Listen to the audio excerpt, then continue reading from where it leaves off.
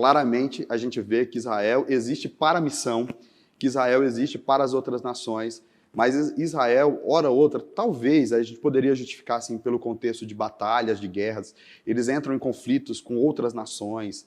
Isso foi com Saul, aí você, o próprio profeta Samuel, o tempo dele, dos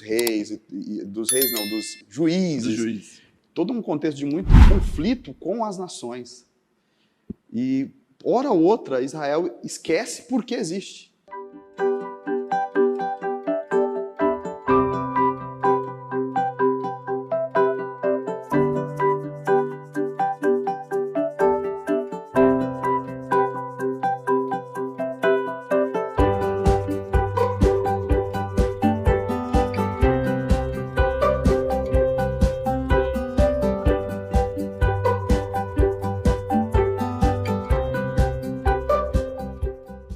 Olá, graça e paz de Jesus a todos os irmãos e amigos que estão conosco em mais esse programa Texto e Contexto.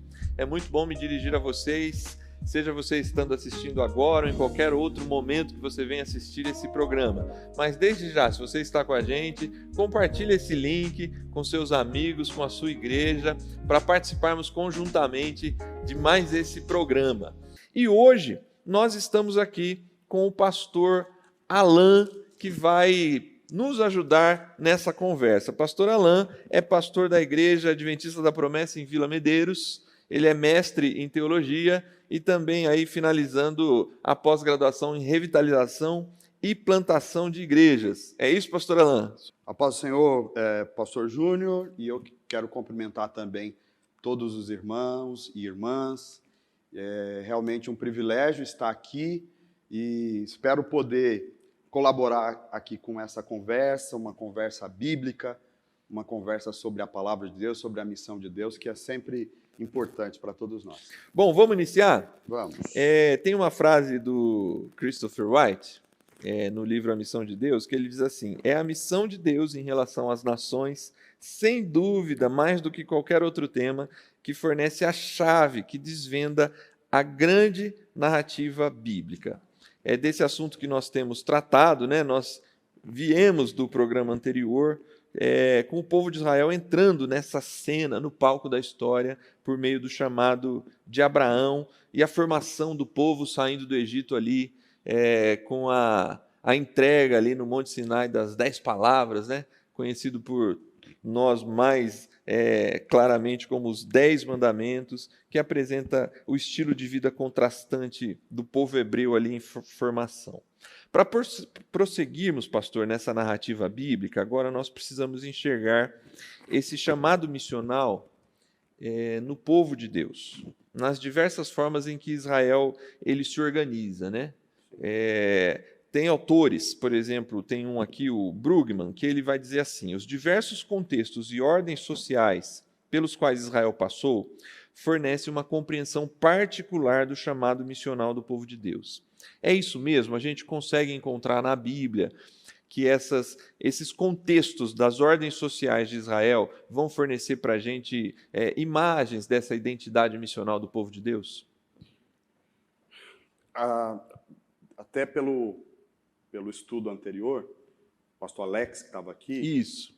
Foi bem discutido essa questão do povo de Israel como povo da missão, né?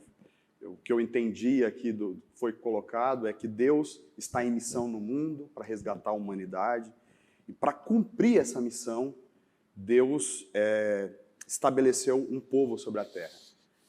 No Antigo Testamento, esse povo é Israel, mas ao prosseguir da história, chegamos ao Novo Testamento e esse povo passa a ser a igreja.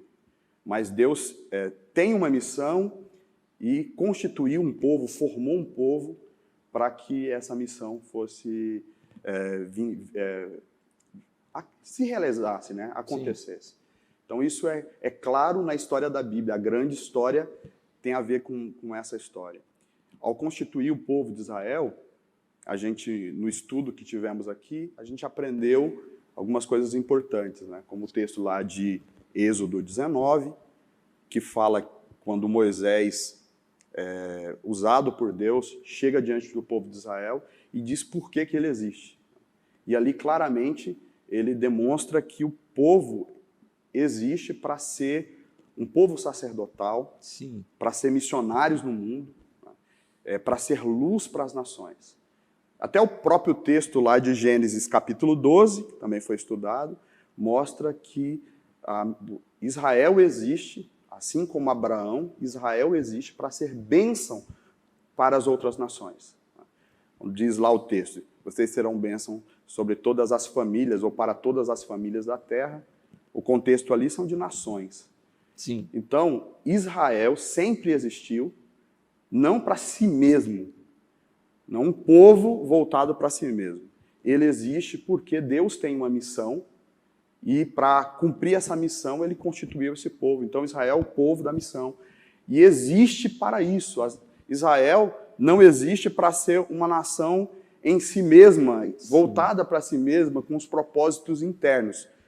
Israel existiu, né, existe ainda, né, mas foi constituído lá em Abraão e continuado depois em Moisés, para ser um povo que existe para outras nações, para abençoar outras nações. Acho que é importante a gente pontuar isso, porque é um ponto de partida. Né? Sim. E até a gente comentar sobre essa questão, para chegar nas tribos, lá e entender a missão e como que as tribos de Israel colaboraram para essa missão. Lembrar isso, né? Como que Israel cumpriria a sua missão no mundo? Missão de quê? De ser luz para as nações e de ser bênção para as nações. Para isso, Israel foi constituído. E a Bíblia nos informa que a maneira de se fazer isso era por meio da obediência da lei, ou seja, por um estilo de vida que fosse atracional, que mostrasse e revelasse Deus para as outras nações. De maneira que as nações olhassem para Israel e dissessem: queremos ser justos, né? Queremos ser corretos e ter essa ética que esse povo tem, e essa ética revelada através da lei de Deus, da palavra de Deus. Isso é um ponto. Outra maneira que Israel seria luz para as nações, seria Israel sendo cenário dos atos, dos grandes feitos poderosos de Deus sobre a terra. Sim. Tem um autor que diz que os milagres e as grandes realizações de Deus no meio do povo de Israel serviria como fogos de artifício. Você solta os fogos e faz aquele barulho para chamar a atenção. E as nações veem. E as nações vão ver e dizer: olha, esse Deus, o Deus desse povo, é poderoso. Então é a lei ser palco dos atos poderosos de Deus. Em terceiro lugar, adorando de forma inclusiva. Ou seja, fazendo uma adoração, porque para isso Israel também foi chamado, para adorar a Deus, mas uma adoração que fosse de forma inclusiva. De que maneira seria essa adoração de forma inclusiva, pastor? Adorando ou realizando um culto que contemplasse as outras nações, convidando as outras nações para participar desse culto, e quando realizar o culto, tem uma linguagem, tem uma palavra, considerando que outros povos estariam também ali participando daquele momento de adoração a Deus. Então, nisso mostra a identidade missional de Israel. Sim. Esse povo de Deus que está diante das nações, para que as nações olhem para esse povo e sinta-se atraído para servir e andar como esse povo anda. Nesse início, aí saindo ali do Êxodo e entrando na terra, a gente tem o que é chamado de uma confederação de tribos, né? Sim. Antes da monarquia.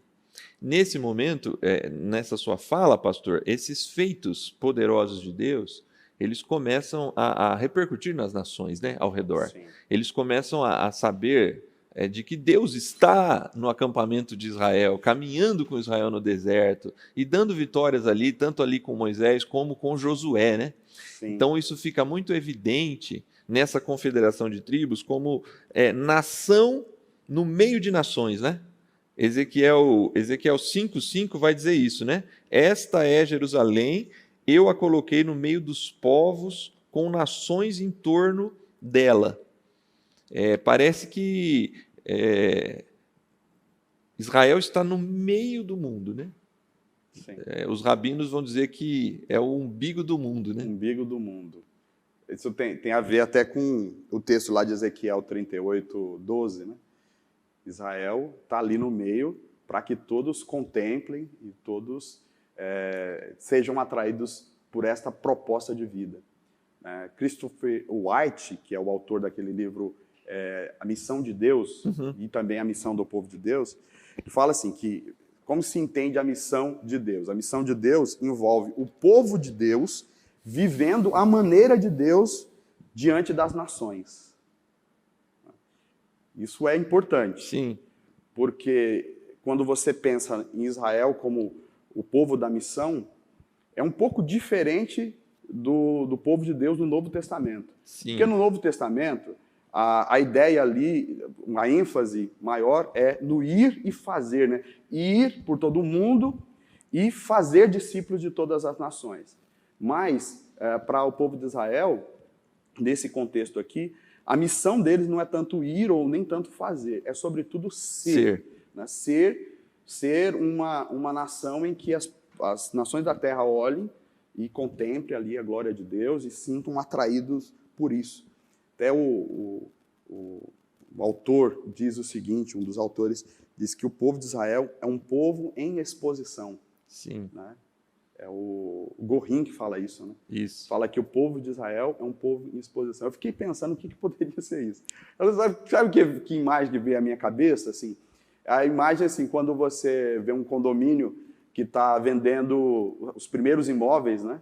E aí já tem alguns construídos e eles querem vender o apartamento ou o imóvel, né? Então eles pegam um imóvel, montam da maneira perfeita do que deveria ser, como deveria ser, com já todo decorado, com uma mobília, e aí está lá o imóvel em exposição. Essa é a figura que me vem à mente de Israel, que é uma nação em exposição. E aí, no caso das confederações tribais, parece ser, na verdade, esse apartamento mobiliado, esse apartamento de exposição. O ideal de Deus como nação. Isso. São tribos, não tem um rei, porque o rei dessa nação, desse aglomerado de tribos, é Deus. Então, é teocêntrico, né? É teocrático. Deus é o Senhor, Deus é o rei. Essas nações têm seus líderes, eles vêm, discutem, mas eles seguem dessa forma, com liberdade, e para viver uma vida diferente. O que une essas tribos é justamente a prática da obediência à lei de Deus. Era para isso, essa foi a ideia. Como que essas tribos, as 12 tribos de Israel, depois de Josué, que aí a gente está entrando em Juízes, né? Isso. Como que essas tribos vão viver essa proposta de vida? Então obedecendo à lei de Deus, tendo Deus como rei, né? Vivendo as promessas de Deus, sendo palco dos feitos poderosos de Deus, fazendo essa adoração inclusiva que nós comentamos aqui. O problema é que quando a gente lê Juízes, a gente não vê isso. Juízes é uma grande decepção, justamente porque eles vão desobedecer à lei de Deus, eles vão se assimilar às outras nações e vão falhar nessa questão que entristece muito o leitor do livro de Juízes. Né? Sim. Antes da gente chegar nesse ponto, eu só queria retomar a sua imagem, essa metáfora que você fez com o apartamento de exposição, né? Sim. Porque ela só ajuda e reforça a ideia que você traz no início do programa, de que Israel não é um povo para si mesmo, né? Porque um apartamento de exposição, ele não é para si mesmo, ele só está ali para mostrar o que será o prédio, né? Sim. E aquele apartamento de exposição vai ser desmontado para que a realidade surja, né? Então, Israel, ele tem essa função mesmo de ser essa exposição da vontade de Deus para o povo dele, que tem esse estilo de vida, né, baseado na lei. Antes da gente chegar ali em Juízes, só Deuteronômio 4, 5 a 8, acho que ajuda os nossos irmãos e amigos que estão conosco a perceber que a lei de Deus, como esse estilo de vida, e tão importante para esse processo missional, não é visto de uma forma limitadora, né? Ela é justamente aquilo que potencializa a possibilidade das outras nações reconhecerem Israel como uma nação a ser seguida, a ser olhada, a ser vista, né? Como luz para as nações, né? Diz assim: eu lhes ensinei decretos e leis, como me ordenou o Senhor, o meu Deus, para que sejam cumpridos na terra na qual vocês estão entrando para dela tomar posse. Vocês devem obedecer-lhes e cumpri-los, pois assim os outros povos verão a sabedoria e o discernimento de vocês. Quando eles ouvirem todos esses decretos, dirão: de fato, esta grande nação é um povo sábio e inteligente. Sim. Pois que grande nação tem um Deus tão próximo como o Senhor, o nosso Deus, sempre que o invocamos? Ou que grande nação tem decretos e preceitos tão justos como esta lei que estou apresentando a vocês hoje? Interessante perceber que nessa exposição de Moisés ao povo, a lei ela traz esse fator, né, de um avanço na própria civilização, né, para que seja realmente a exposição da intenção criativa de Deus para uma vida boa, uma vida agradável na Terra, né? E isso aconteceu na prática, essa questão das nações sendo atraídas a Israel pelo estilo de vida. A gente poderia citar vários exemplos, mas talvez um dos maiores foi a rainha de Sabá, Sim. que vai lá em Israel para entender como que esse Deus é poderoso, e esses mandamentos, e aí ela é meio que evangelizada sobre o estilo de vida de Israel. Muitos, quando você lê o relato demorado ali do Êxodo, do Deuteronômio, você vê pessoas de outras nações se apaixonando pelo Deus de Israel e se juntando ao povo de Deus, né? Se juntando ao povo de Israel, exatamente porque é atraído por esse estilo de vida. E assim, Israel é realmente um povo diferenciado na questão de suas leis, do seu estilo de vida, da sua ética, né? Uma pena, como nós comentamos aqui, é que, hora ou outra, esse povo tropeça, falha e acaba falhando nesse aspecto da missão. Essa é uma marca muito presente no Antigo Testamento, né? Dessa falha ou incapacidade de Israel de ser esse representante, né? Na verdade, desde o primeiro programa, pastor Alain, a gente vai lá em Gênesis 1 e 2, né? A criação do homem, ele é colocado como imagem e semelhança, né? Ele recebe a imagem e semelhança de Deus e essa função de representante de Deus em toda a criação, né? Sim. Ele falha e Abraão retoma esse chamado, vamos dizer assim, né? Nessa ideia, ele é esse representante que vai ser, por meio dele, do descendente dele, luz para as nações e bênção para as nações. Então Israel, de alguma forma, é escolhido, ele é apontado como esse representante. Sim. Ele recebe de Deus essa exposição, né?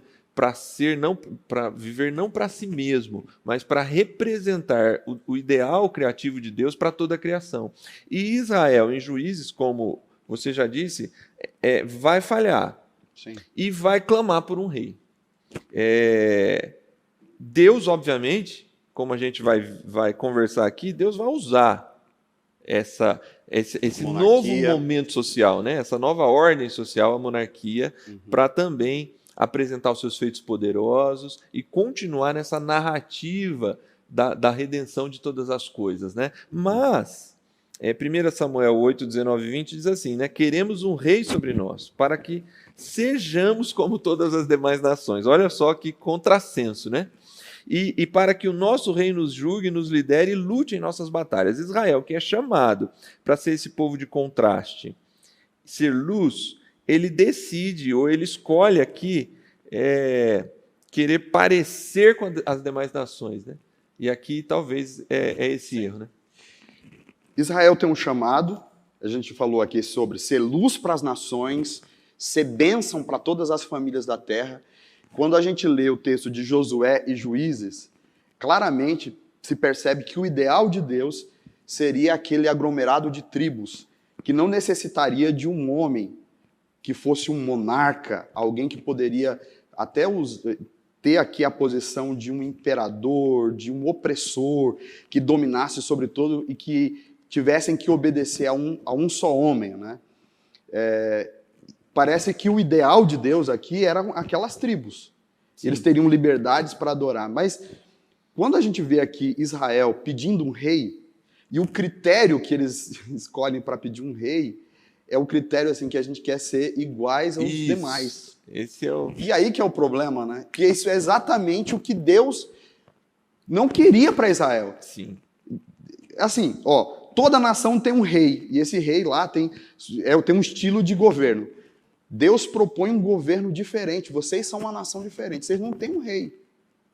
E eu quero que as nações da terra olhem para isso e dizem, puxa, eles não têm rei e vivem em harmonia. E eles estavam vivendo bem quando pedem um rei, isso que é o problema. Quem era o juiz daquela época? Era Samuel. Que foi o melhor de todos os juízes. E eles estavam vivendo em um tempo de muita bênção. Um dos melhores momentos da história de Israel é justamente no ministério de Samuel, né? Ministério de Samuel, profeta Samuel. E aí, nesse contexto, eles vão dizer, não, nós queremos um rei.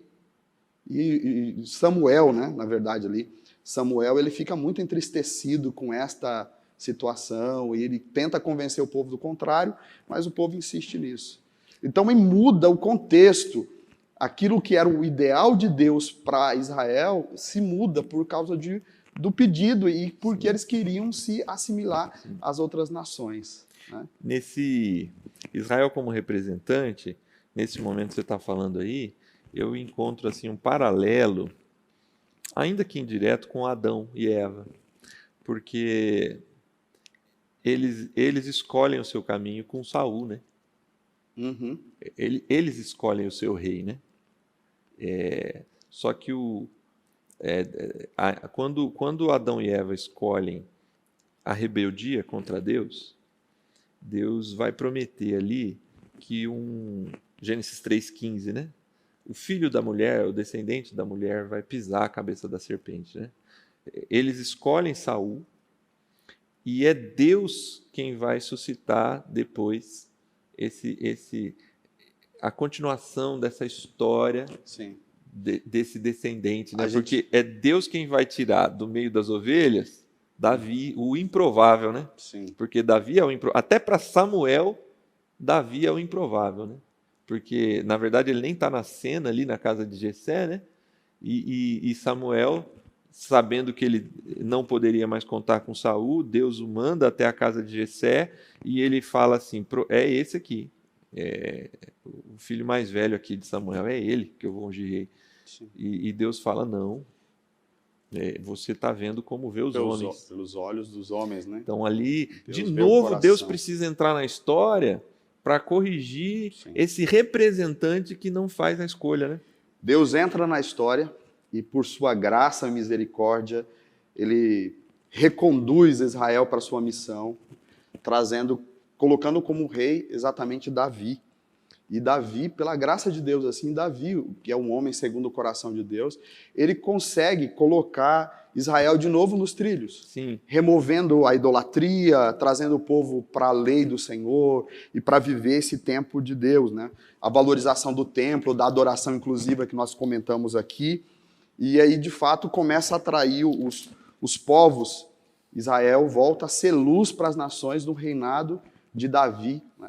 Então, apesar de não ser exatamente como Deus gostaria que fosse, né, que é a questão das tribos, e esse reinado que ele seria o rei, ele então traz para o povo a monarquia por meio de Davi, e esse Davi vai voltar a esse propósito de Deus, essa missão de Deus no mundo. Né?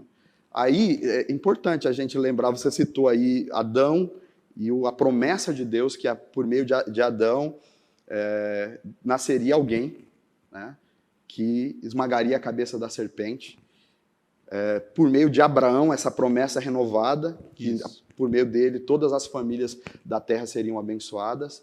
E Davi, que é um descendente de Abraão, há uma promessa sobre o reinado dele. Sim. Essa promessa está lá em 2 Samuel 7, versículo 11 até o 17, onde Deus diz assim, eu vou abençoar você, não vai faltar ninguém, não vai faltar pessoas sobre o seu trono, e do seu trono vai ser eterno, né? O seu reinado vai ser eterno, e a gente entende ali que é uma profecia sobre o reino de Deus, e essa profecia se cumpre em um descendente de Davi, que é Jesus Cristo. Isso. E quando o reino eterno, de fato, é instaurado na terra por meio de Davi, né?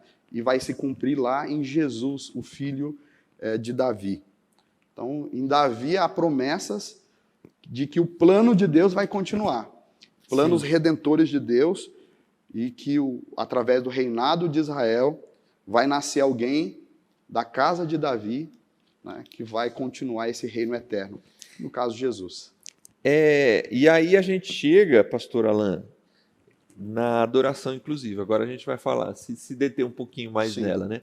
Porque nós estamos diante de atos poderosos de Deus, na saída do Êxodo, na conquista da terra, ali com Josué, na vida dos principais juízes que a gente tem ali na história, na escolha de Davi, nas conquistas de Davi, e depois do seu filho Salomão. E também nós temos o próprio Davi, ele vai fazer esse trabalho de estabelecer a religião, né, a partir de Jerusalém, com o sonho dele da construção do templo, que quem vai realizar é Salomão, né? Sim. Ele é alguém, nós vemos isso claramente nos seus salmos, que ele valoriza demais a lei do Senhor, né? Ele retoma esse valor da lei muito forte para o povo de Israel, e é ele um dos personagens principais da poesia de Israel, né? Ele está ali entre os principais poetas, salmistas, né, desse período, né? E a intenção redentora de Deus, ela vai aparecer nessa adoração dos salmos, né? Na poesia dos salmos, né? Isso vai ficando claro na monarquia, porque poesia e profetas subsequentes vão justamente olhar para trás, né? Olhar em perspectiva, né? Olhando para toda essa história de Israel e conseguir fazer esses links, essas identificações com o pacto com Abraão, com o chamado lá atrás de Adão, com o chamado em Moisés saindo do Êxodo. Isso tudo vai aparecer muito forte nos Salmos, né? E aí o Salmo 67 talvez é um dos mais icônicos em relação a isso, né? Que Deus tenha misericórdia de nós e nos abençoe e faça resplandecer o seu rosto sobre nós. Aqui a gente encontra vozes, ecos da bênção para a família de Abraão, né? Você será abençoado. Quem te abençoar será abençoado. Quem te amaldiçoar será amaldiçoado. Só que o verso 2 retoma a segunda parte da bênção, né? Porque, que Deus tenha misericórdia de nós e nos abençoe, e faça resplandecer o seu rosto sobre nós. Se parasse aqui, parece que você tem Israel para si mesmo, né? Como se Israel fosse um povo para si e para Deus.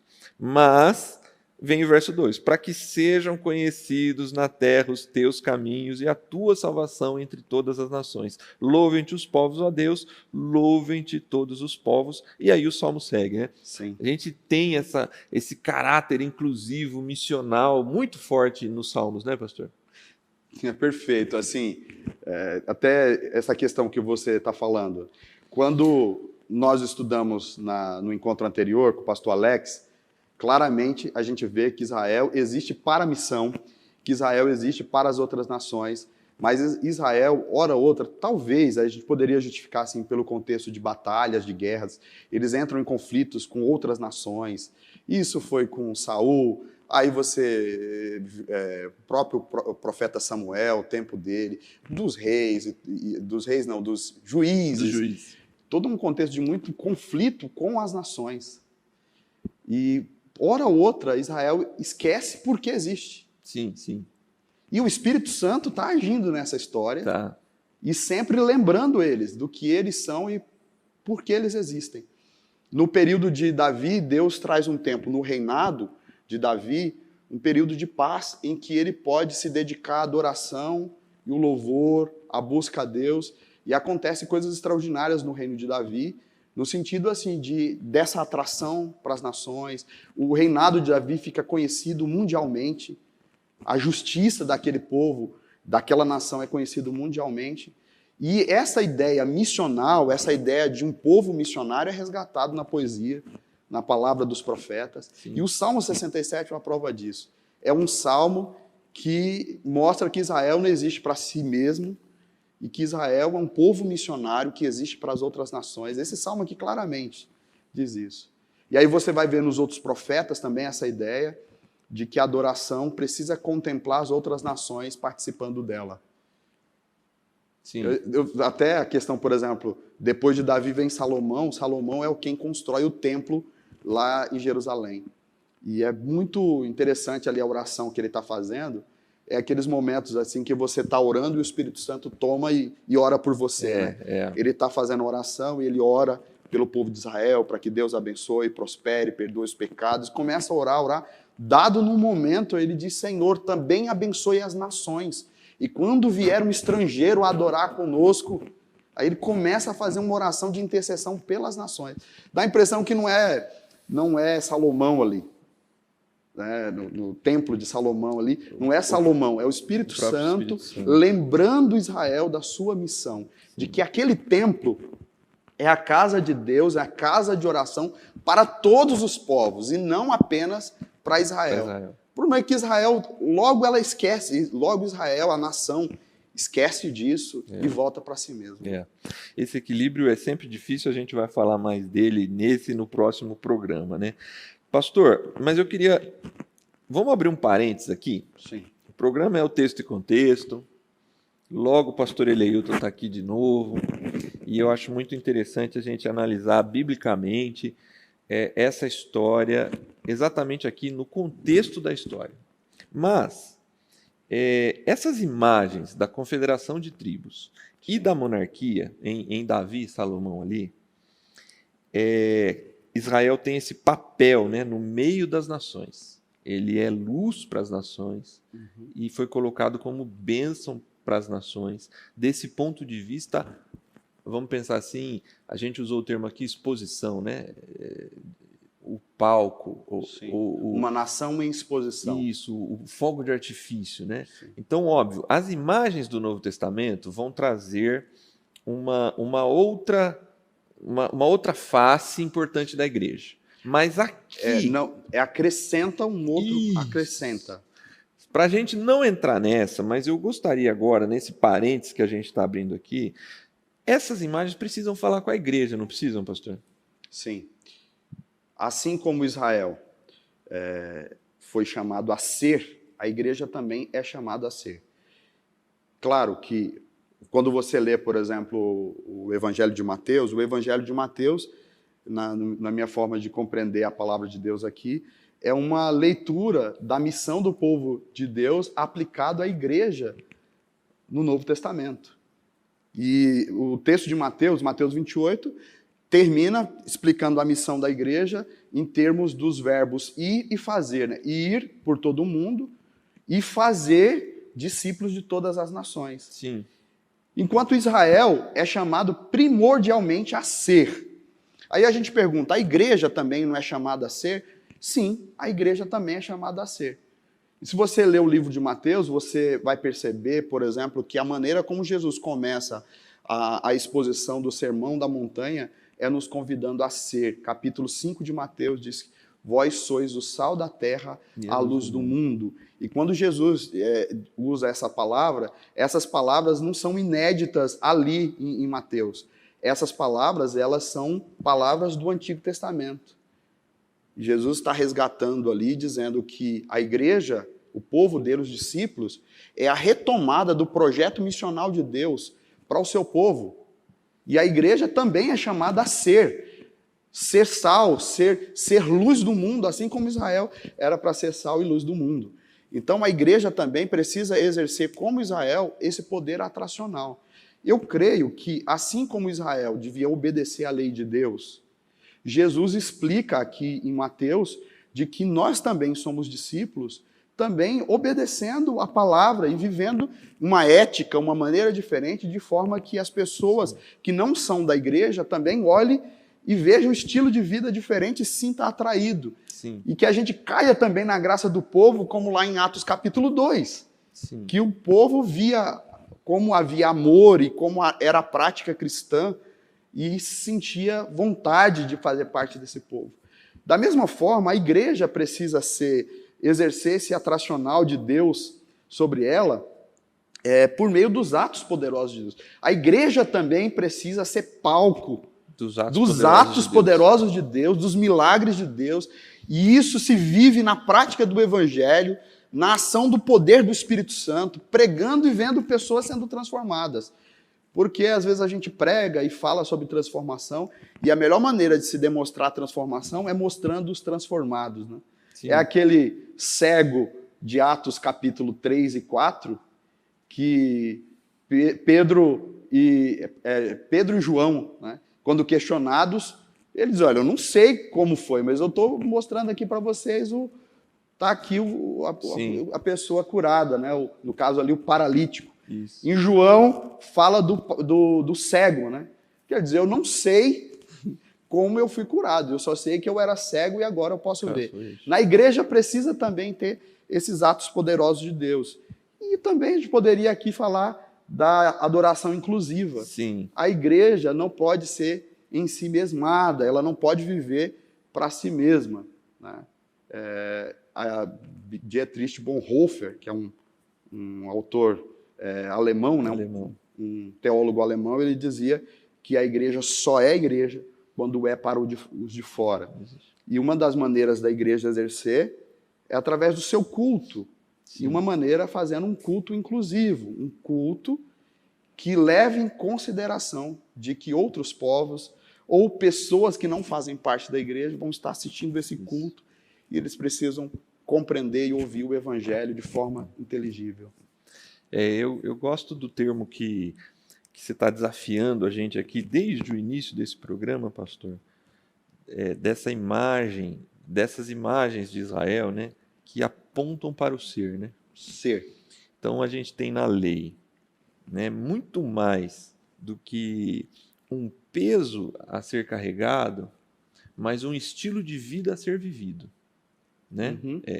A ideia de que existe ali a ética, a vontade de Deus para a vida, não somente do seu povo, mas para todos os povos. Então, nesse sentido, esse estilo de vida, ele não é algo que só nos diferencia, ele nos diferencia, mas ele precisa ser visível para que outras pessoas se sintam atraídas por esse estilo de vida. E isso precisa refletir num culto e numa vida que depende e confia no poder de Deus, né? Sempre esperançoso da ação de Deus, por mais difícil que seja o tempo em que estejamos vivendo, e a adoração, eu acho que essa é a mais prática de todas, porque isso envolve linguagem, isso envolve maneira de se portar, porque Sim. tudo isso louvem-te os povos todos. Os povos precisam compreender e participar dessa adoração, eles precisam se sentir que eles são convidados a ser parte disso, né? Isso é muito sério, assim, porque quando você olha lá para o texto que eu citei no início aqui do Sermão da Montanha, onde Jesus fala que vós sois o sal da terra, a luz do mundo, e no final dessa parte ele explica como, através das obras, para que os homens vejam o que vocês fazem, né? Vejam, na verdade não é o que vocês fazem, vejam o que vocês são, e vendo o que vocês são, possam glorificar o Pai que está no céu. Isso é impressionante, né? O seu vizinho, imagina aí, seu vizinho, seu amigo, seu colega de trabalho, essas pessoas olhando para você e dizendo, puxa, eu quero ser igual essa pessoa, igual essa menina, igual esse menino, igual esse homem, essa mulher. Eu quero que a minha família seja igual a essa família. Porque isso é viver o evangelho de fato e ser sal da terra, ser luz do mundo como Deus convidou Israel a ser. A gente poderia manter esse parêntese aberto aqui por um bom tempo. Está no parênteses aí, a gente precisa fechar esse parênteses aqui da igreja, a gente vai falar mais sobre isso. Mas eu queria voltar, então, agora. Além, obviamente, desse apontamento para a igreja, voltando aqui para o texto e para essa construção teológica, dessa grande narrativa de Deus em missão, para essas imagens, pastor, da redenção em Jesus. Porque, a meu modo de ver, a gente vai tendo um processo nessa narrativa que eu costumo chamar de afunilamento, né? Em Gênesis 3,15, é um descendente da humanidade. Uhum. É um descendente do homem e da mulher. Em Gênesis 12, é um descendente da nação em formação de Israel.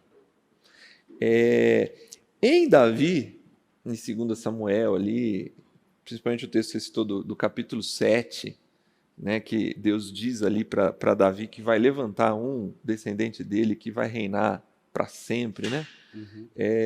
A gente afunila isso e chega no filho de Davi, né?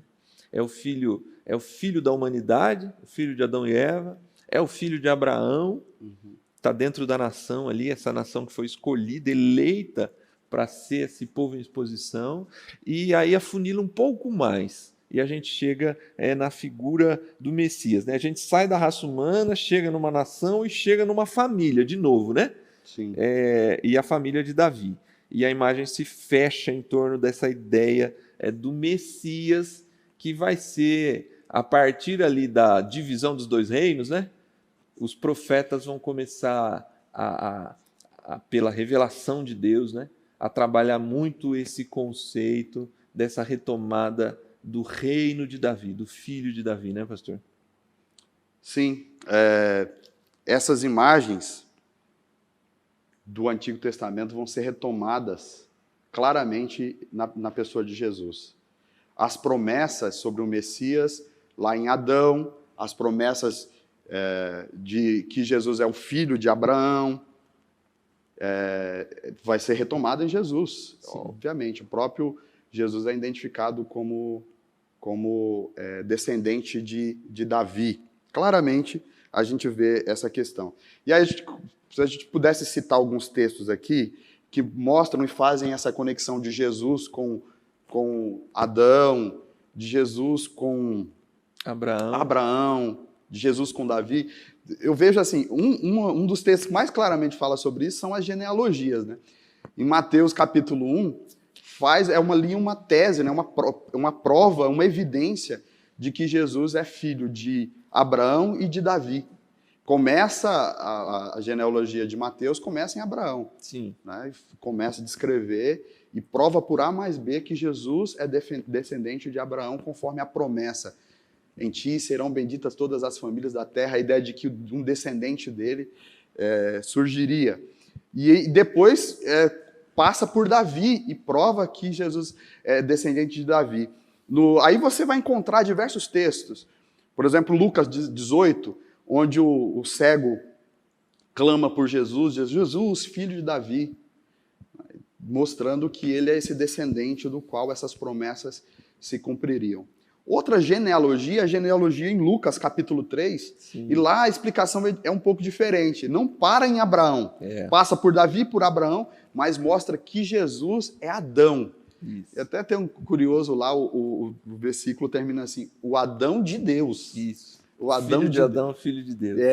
O Adão de Deus. Quer dizer, Jesus tem a origem em Deus e isso passa lá pela promessa de que por meio de um descendente de Adão, Deus salvaria o mundo. Então, Jesus é o cumprimento dessa promessa. Jesus é o cumprimento da promessa que foi feita a Davi, de que, por meio, o reino dele seria eterno e que sempre teria alguém reinando até que chegasse o Messias, né? E que reinaria para sempre. Jesus é o cumprimento dessas promessas. E Jesus, por meio da igreja, é também a retomada do plano de Deus para a humanidade, é a retomada da missão de Deus para o povo de Deus. Agora não mais Israel, né, mais igreja. Mas eu acho que isso é tema de outro encontro, né? A gente chega lá. Tá bom. É interessante, pastor, porque nós estamos chegando, quando chegar em Jesus, né, no representante. No representante da humanidade diante de Deus, né? Adão falhou, Israel falha, e eu costumo dizer isso com certa frequência. Romanos 8 que vai tratar disso, né? Nós vamos ser conformados à imagem do Filho, né? O Filho é o representante. O Filho é esse plano de Deus na história vai apontar, a gente vai falar disso mais nos próximos 2 programas, na verdade, mas o plano de Deus na história, ele aponta para que esse representante da humanidade é Jesus. Ele é o representante. Mas, sempre tem que ter um mas, né? Aí a gente precisa concluir, pastor Alain. Israel falha como confederação tribal, ele falha como monarquia, como nação, né? Se envolve em idolatria, diversos conchavos políticos e corrupção interna e externa, entra em cena os profetas e, por fim, a gente vai chegar no exílio da Babilônia, que também vai apresentar outras imagens dessa identidade missionária do povo de Deus entre as nações, né? Só que pelo nosso tempo avançado aqui, a gente retoma desse ponto no próximo programa, no próximo episódio. Como os profetas anunciam esse julgamento de Deus, esse próximo passo redentivo por meio do exílio, né? E o que tudo isso vai ensinar para nós sobre ser povo de Deus em missão e sobre o próprio de Deus em missão, né? Então, pastor Alan, eu te agradeço até aqui, suas considerações finais, e aí eu peço em seguida que você ore por nós, agradecendo a Deus por esse estudo, por todos os irmãos e amigos que nos acompanharam até aqui, e aqueles que vão assistir em qualquer momento esse programa, e aí na semana que vem a gente continua essa discussão, pastor Alan, você vai permanecer comigo na próxima semana, e desde já eu já agradeço. Eu quero terminar esse texto com uma leitura que já foi feita, mas que vale a pena relembrá-la, que é o texto de 1 Pedro, capítulo 1, versículo 9, quando Pedro faz uma aplicação da missão de Israel à Igreja de Cristo. E ele usa termos muito parecidos com aquilo que foi usado para Israel ao longo da história. E aqui diz o seguinte, é um apanhado dos textos do Antigo Testamento aplicado à igreja. Ele diz assim, vós, porém, são geração eleita, sacerdócio real, nação santa, povo exclusivo de Deus, para anunciar as grandezas daquele que os chamou das trevas para sua maravilhosa luz. Esse texto faz uma aplicação muito clara à missão de Israel e mostra que a igreja é a retomada dessa missão e que agora nós é que somos essa geração eleita, sim, esse sacerdócio real. Isso é a nossa identidade. A gente existe como Israel, foi criado para a missão. A igreja de Cristo não existe sem propósito, sem sentido. Ela existe não para si mesma, mas para ser bênção para todas as famílias da terra em Cristo. Amém. Então, isso é a nossa identidade. Nós somos o povo da missão. Somos essa geração eleita, esse sacerdócio real, nação santa. Isso é o que somos. E o que nós devemos fazer? Anunciar as grandezas daquele que nos chamou das trevas para a sua maravilhosa luz. Que nós possamos viver essa missão, ser esse povo atracional, amém, ser esse povo que mostra a luz de Jesus para todas as nações. Que isso a gente possa ser como nação espiritual, que é a igreja, na coletividade, mas que individualmente, cada um de nós, tenhamos essa responsabilidade como povo de Deus, de ser luz aonde nós estivermos, por onde nós passarmos. Amém. Vamos orar? Vamos. Senhor, eu quero te agradecer por esse tempo aqui precioso de reflexão na Tua Palavra e a oportunidade que o Senhor nos concedeu. Nós te louvamos pela história de Israel, tanto os seus acertos como os seus erros, que nos ensinam a viver de acordo com a Tua vontade. Israel era o povo de Deus no Antigo Testamento e nós, Igreja de Cristo, somos o povo de Deus desse tempo, desta era. Que nós possamos, meu Deus, de fato, sermos luz, que de fato nós possamos ser sal do mundo, sal da terra. Que a Tua presença, que a Tua glória resplandeça em nós e que o mundo possa olhar para a igreja e ver a Tua glória. Eu oro, meu Deus, para que nós, como igreja, como povo de Deus, possamos atrair a atenção do mundo pelas nossas práticas, pelas nossas atitudes, conforme a Tua palavra, a Tua lei. Vivendo a ética do Senhor nesse tempo e fazendo a diferença entre as pessoas.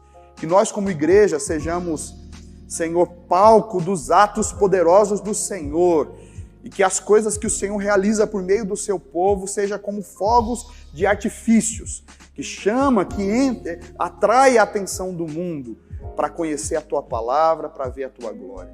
Que os nossos cultos, Senhor, sejam cheios do Teu poder, da Tua presença, e sejam cultos missionais, sejam cultos inclusivos, onde as pessoas se sintam acolhidas e amadas pela exposição do Teu povo, pelo acolhimento do Teu povo.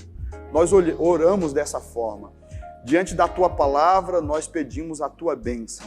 Que nós possamos ser desta forma como comunidade, mas que cada cristão agora, cada servo e serva do Senhor que me ouve nesse instante, que ora comigo, possa, meu Deus, assumir essa postura, essa missão diante do Senhor. Eu oro desta forma, no nome de Jesus. Amém. Amém. Obrigado, pastor Alain.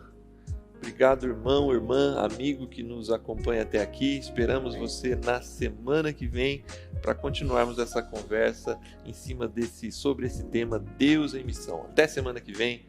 Deus abençoe.